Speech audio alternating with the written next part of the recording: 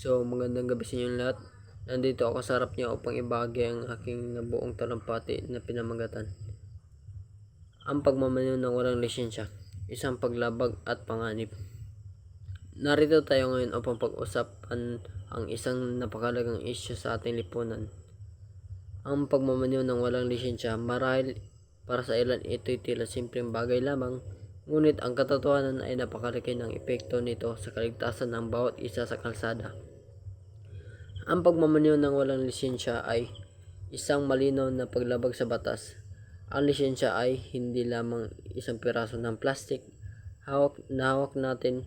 Ito ay patunay na kakayahan, kaalaman at karapat-dapat na magmaneho ng sasakyan. Kapag tayo'y nagmamaneho ng walang lisensya, isinusugal natin hindi lamang ang ating buhay kundi pati na rin ang buhay ng ating mga pasahero, pedestrian at iba pang motorista. Isipin natin ang senaryo. Isang driver na walang lisensya ang biglang nasangkot sa aksidente.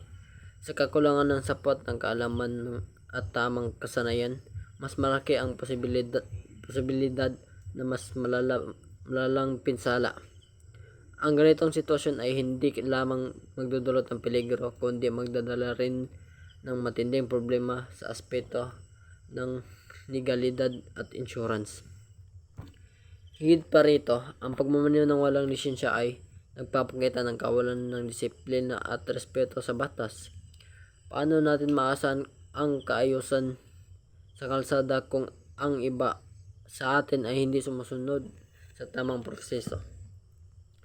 Ang lisensya ay pribilehiyo na may kasamang responsibilidad, kaya't narapat lamang tayo'y dumaan sa tamang proseso upang makamit ito.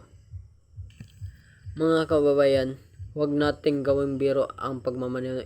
Ito ay isang hindi karaniwang gawain kundi isang seryosong responsibilidad.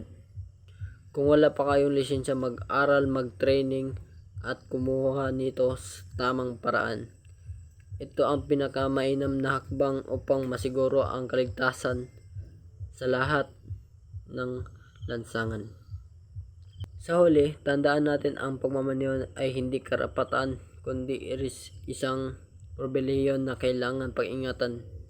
Maging responsable tayong mga mamamayan at iwasan ang pagmamaneho ng walang lisensya para sa ating kapakanan at kapakanan ng iba, kundi sundin ang batas at pairalin ang disiplina sa kalsada.